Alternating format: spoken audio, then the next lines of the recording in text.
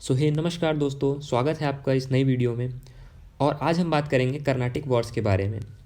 इस वीडियो में हम फर्स्ट कर्नाटिक वॉर को कवर करेंगे और जानेंगे कि ये कब लड़ा गया, क्यों लड़ा गया, किसके बीच में लड़ा गया और कहाँ पे लड़ा गया।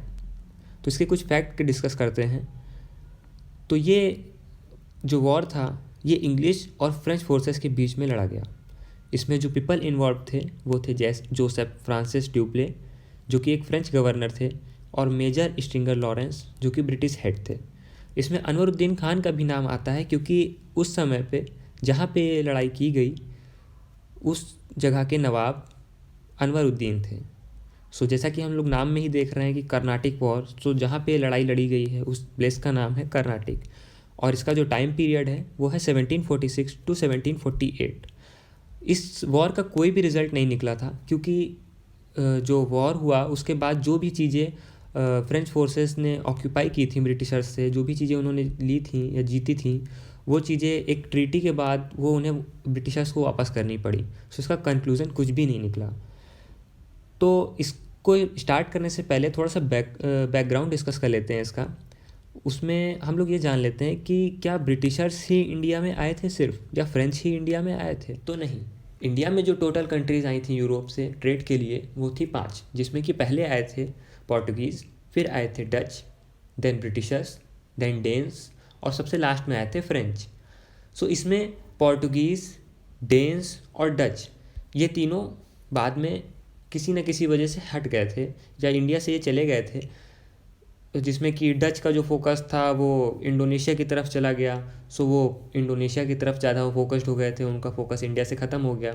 और ऐसे ही पोर्टुगीज़ जो थे उनकी जो प्रिंसेस थी कैथरीन ब्रिगेंजा, राजकुमारी, उनकी शादी करवा दी गई थी ब्रिटिश प्रिंस से।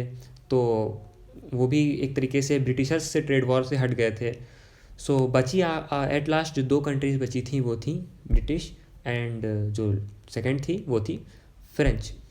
ये दोनों यहाँ पे ट्रेड कर रहे थे, और इन दोनों के जो यहाँ पे ट्रेडिंग सेंटर्स थे वो ये थे कि मद्रास और कोडलोर में ब्रिटिशर्स का फोर्ट था और इनका हेड एक तरीके से हेडक्वार्टर था, और पौंडीचेरी और कारिकल ये 2 जगह ऐसी थी जहाँ पे फ्रेंच के हेडक्वार्टर्स थे। दोनों काफ़ी आसपास भी थे।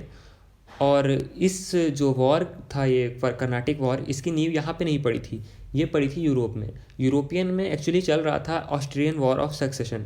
उसमें क्या हो रहा था कि किंग को सपोर्ट कर रहे थे वो लोग ऑस्ट्रिया के कि ये किंग बने, और दूसरे वाले सपोर्ट नहीं कर रहे थे उसको। तो वहाँ का उनका सक्सेशन के लिए एक इन लोगों के बीच में आपसी मतभेद चल रही थी। ये लड़ाई जो ऑस्ट्रियन सक्सेशन हुआ था वहाँ का, उसके बाद वहाँ पे इन लोगों के बीच में लड़ाई छिड़ गई। और ये स्ट्रगल जब चल रहा था तो उसी बीच में क्या हुआ कि यहाँ का जो ट्रेडिंग कंपनीज आई थी, जो कि फ्रेंच ईस्ट इंडिया कंपनी थी, जिसके इस्टेब्लिशमेंट जो हुआ था वो 1720 में हुआ था, और ब्रिटिश तो पहले आ चुके थे। इन लोगों के बीच में क्या हुआ, यहाँ पे कोई गवर्नमेंट बॉडी नहीं थी। फ्रेंच ईस्ट इंडिया कंपनी जो थी वो गवर्नमेंट के थ्रू चलती थी, लेकिन वो यहाँ बेसिकली ट्रेड के लिए आए थे। और ऐसे ही ब्रिटिश ईस्ट इंडिया कंपनी के साथ था। वो यहाँ पे कोई उसकी गवर्नमेंट का शासन उस समय नहीं था, लेकिन वो ट्रेडिंग के लिए आए थे। तो यहाँ पे दोनों कंपनी अपने अपने ट्रेड करती थी और एक दूसरे से सुप्रीम दिखाने की कोशिश करती थी। वो कहती थी कि मैं सुप्रीम हूँ, वो कहती थी मैं सुप्रीम हूँ। ये सुप्रीमेसी वॉर और ट्रेड वॉर उन लोगों के बीच में चला करता था। 1745 में ब्रिटिशर्स ने नेवल अटैक कर दिया फ्रेंच फोर्सेस पे, जिसके बाद कि फ्रेंच फोर्स के गवर्नर जो ड्यूप्ले थे उन्होंने मॉरिशस आइलैंड के जो किंग थे उनकी हेल्प से जाके वापस ब्रिटिशर्स पे अटैक किया और उन्हें काफ़ी नुकसान पहुंचाया। मॉरिशस मैं बता दूं अफ्रीकन कंटिनेंट का एक आइलैंड है। उसके बाद जब ये अटैक कर देते हैं उसके बाद ब्रिटिशर्स फिर उसको रिटेलिएट करते हैं, और रिटेलिएट करने के बाद क्या करते हैं वो लोग पौंडीचेरी पे एक अटैक करते हैं जिसमें कि वो हार जाते हैं और काफ़ी हैवी लॉस होता है। तो उस लॉस को फेस करने के बाद वो क्या करते हैं कि वो वॉर वहाँ पे थम जाए, इसलिए वो अनवरुद्दीन के पास जाते हैं जो कि नवाब है कर्नाटक का। और कर्नाटक की जो उस समय कैपिटल थी वो थी आरकॉट। ब्रिटिशर्स फर्दर उन्हें और लॉस ना हो और वॉर ना हो, इसलिए वो लोग अनवरुद्दीन के पास जाते हैं और उसे बताते हैं कि आपकी टेरिटरी में इस तरीके से वॉर हो रहा है। अनवरुद्दीन इस बात को लेके फ्रेंच फोर्सेस के पास जाते हैं और कहते हैं, हाँ एक चीज़ मैं क्लियर कर दूँ, यहाँ पे जो मैं जाते हैं और कहते हैं या बताते हैं, इस तरीके के वर्ड यूज़ करता हूँ, ये हिस्ट्री में नहीं है, ये सिर्फ आप लोगों को समझाने में है। इसे आप लोग सिर्फ समझने के लिए रखिएगा कि ऐसा हुआ होगा। ये थोड़ा समझने में ईजी रहेगा और मेरे लिए समझाने में भी काफ़ी ईजी रहेगा। सो कंटिन्यू करते हैं हम अपनी बात को। तो जो नवाब हैं कर्नाटक के अनवरुद्दीन, वो जाते हैं ड्यूप्ले के पास और उन्हें बोलते हैं कि आप लोग दोनों फॉरेनर हो और आप दोनों यहाँ ट्रेड करने आए हो, तो आप इस तरह आके यहाँ पे मेरी टेरिटरी के अंदर आप लोग वॉर नहीं कर सकते हो। तो इस बात को सुन के ड्यूप्ले उनको रिप्लाई करते हैं, कहते हैं कि आप बस न्यूट्रल रहिए, आप कुछ मत बोलिए, और मैं जो इन पे अटैक करूँगा और इनसे जब मद्रास को कैप्चर करूँगा तो उसे आपको दे दूँगा। तो एक तरीके से ब्राइब हुआ जिसको, या लालच हुआ, जो कि ड्यूप्ले अनवरुद्दीन को देते हैं। और उसके बाद जो नवाब हैं वो बिल्कुल न्यूट्रल हो जाते हैं, वो कुछ नहीं बोलते हैं। एंड उसका रिज़ल्ट ये था कि फ्रेंच फोर्सेस जो थी उन्होंने वाकई में मद्रास को कैप्चर कर लेती हैं वो, और एक वॉर हो जाता है। इसके बाद जब वो मद्रास फ्रेंच फोर्सेस को मिल जाता है तो अनवरुद्दीन कहते हैं कि ठीक है, अब तो तुम जीत लिया, अब तो तुमने जीत लिया, तो अब मद्रास मुझे दे दो।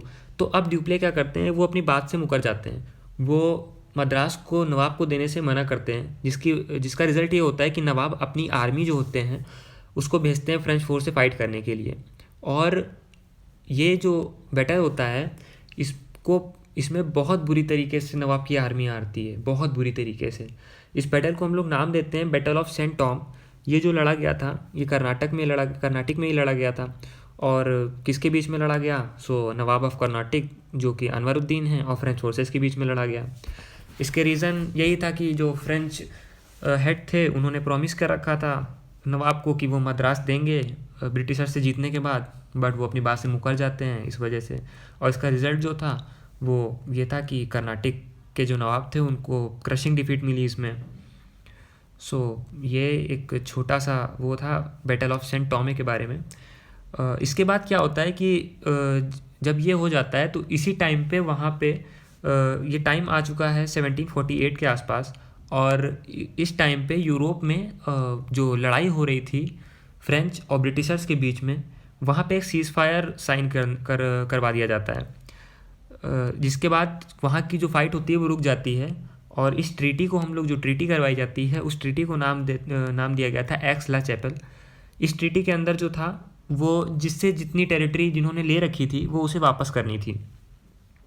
सो मद्रास जो था वो जैसे कि इन्होंने हथियार लिया था फ्रेंच ने ब्रिटिशर्स से, सो इसे उन्हें वापस करना पड़ा। ऐसे ही एक नॉर्थ अमेरिका में प्लेस थी जिसको ब्रिटिशर्स ने हथियार लिया था फ्रेंच से, तो ब्रिटिशर्स ने वो नॉर्थ अमेरिका की जो पोर्शन था वो फ्रेंच को वापस किया, और इंडिया में जो मद्रास का पोर्शन था वो पोर्शन ब्रिटिश को वापस किया गया।